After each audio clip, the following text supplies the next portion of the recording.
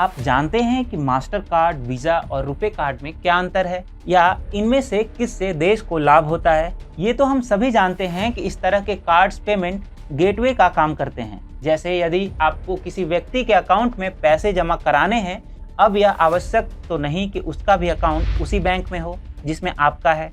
ऐसे में पैसों की लेन देन प्लास्टिक मनी से करने में ऐसे ही वीज़ा, मास्टर कार्ड और रुपे कार्ड काम आते हैं। इसके अलावा एक तथ्य यह भी है कि यदि आप रुपे कार्ड से पेमेंट करते हैं तो इसका फायदा उसे जारी करने वाले बैंक को भी होता है, आपको भी होता है और एक प्रकार से देश को भी होता है।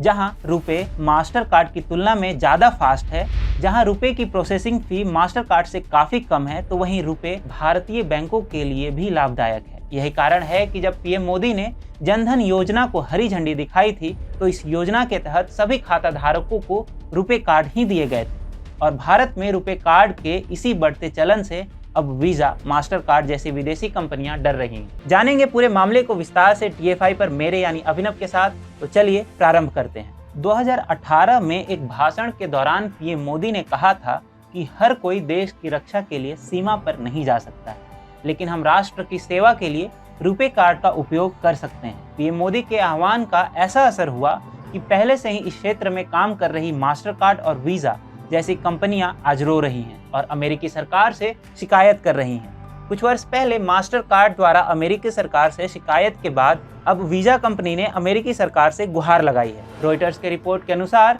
वीज़ा इंक ने यूएस सरकार से शिकायत की है कि भारत रुपए का अनौपचारिक प्रचार कर रहा है, जिससे उसके व्यापार पर नकारात्मक असर पड़ रहा है। देखा जाए तो सार्वजनिक रूप से वीज़ा ने रुपए के उदय के बारे में चिंताओं को जानबूझकर ऐसे दिखाया है जैसे उसे कोई फर्क नहीं पड़ता है, लेकिन अमेरिकी सरकार के मेमो से पता चलता है कि वीज़ा ने 9 अगस्त को अमेरिकी व्यापार प्रतिनिधि यानी USTR कैथरीन ताई के CEO और अल्फ्रेड केली सहित कंपनी के अधिकारियों के बीच बैठक के दौरान भारत में लेवल प्लेइंग फील्ड के बारे में चिंता जताई थी। बता दें कि मास्टर कार्ड इंक ने 2018 में निजी तौर पर USTR के साथ इसी तरह की चिंताओं को उठाया था। रॉयटर्स ने 2018 में बताया था कि कंपनी ने USTR में विरोध दर्ज कराया था कि मोदी स्थानीय रुपए को बढ़ावा देने के लिए राष्ट्रवाद का इस्तेमाल कर रहे हैं। अब इस बात पर USTR मेमो में कहा गया है कि वीज़ा भारत की अनौपचारिक और औपचारिक नीतियों के बारे में चिंतित है, जो कि अन्य घरेलू और विदेशी इलेक्ट्रॉनिक भुगतान कंपनियों के बजाय national payment corporation of India यानी NPCI के व्यवसाय के पक्ष में प्रतीत होता है। बता दें कि रुपए को NPCI चलाता है।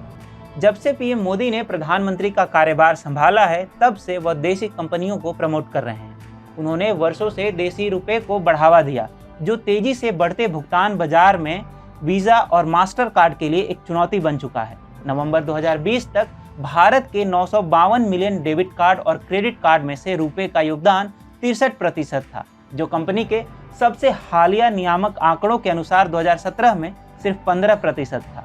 पीएम मोदी ने 2018 के भाषण में रुपए के उपयोग को देशभक्ति के रूप में चित्रित करते हुए कहा था कि चूंकि हर कोई देश की रक्षा के लिए सीमा पर नहीं जा सकता है, हम राष्ट्र की सेवा के लिए रुपे कार्ड का इस्तेमाल कर सकते हैं।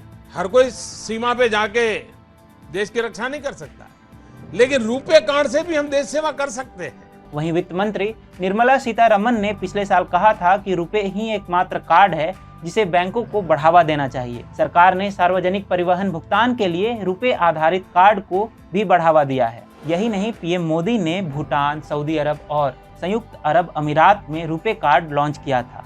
इसके अलावा 31 मई 2018 को सिंगापुर में भी रुपे कार्ड, भीम और SBI ऐप को लॉन्च किया गया था।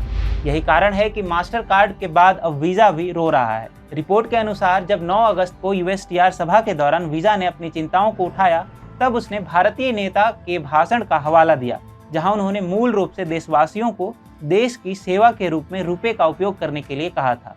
USTR ईमेल में दिखाया गया था कि वीज़ा ने अमेरिकी सरकार को बताया है कि यह भारत के रुपए से जुड़े ट्रांजिट कार्ड का उपयोग करने के लिए प्रोत्साहन और बैंकों पर सूक्ष्म दबाव से वह चिंतित था। सूत्रों का कहना है कि जहां रुपए भारत में कार्डों की संख्या पर हावी है, लेकिन लेन देन अभी भी वीज़ा और मास्टर कार्ड के माध्यम से होते हैं, क्योंकि अधिकांश रुपए कार्ड केवल पीएम मोदी के वित्तीय समावेशन कार्यक्रम के तहत बैंकों द्वारा जारी किए गए थे।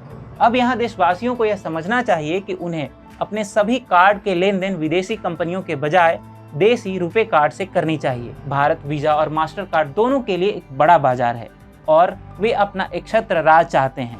यही कारण है कि वो बार बार इस मामले में अमेरिकी सरकार से हस्तक्षेप करने का अनुरोध करते रहते हैं। बता दें कि वर्ष 2018 में केंद्रीय बैंक RBI ने वीजा और मास्टर कार्ड को झटका देते हुए निर्देश दिया था कि जांच के लिए कंपनियां जो भी भुगतान डेटा संग्रहित करें वह भारत में ही होना चाहिए।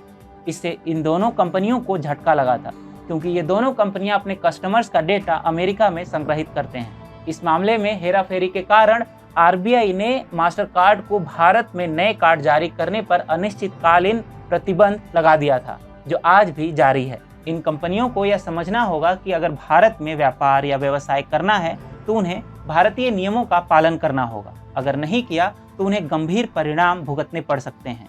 वीजा और मास्टर कार्ड का अमेरिकी सरकार के सामने रोना धोना इसी बात को स्पष्ट करता है।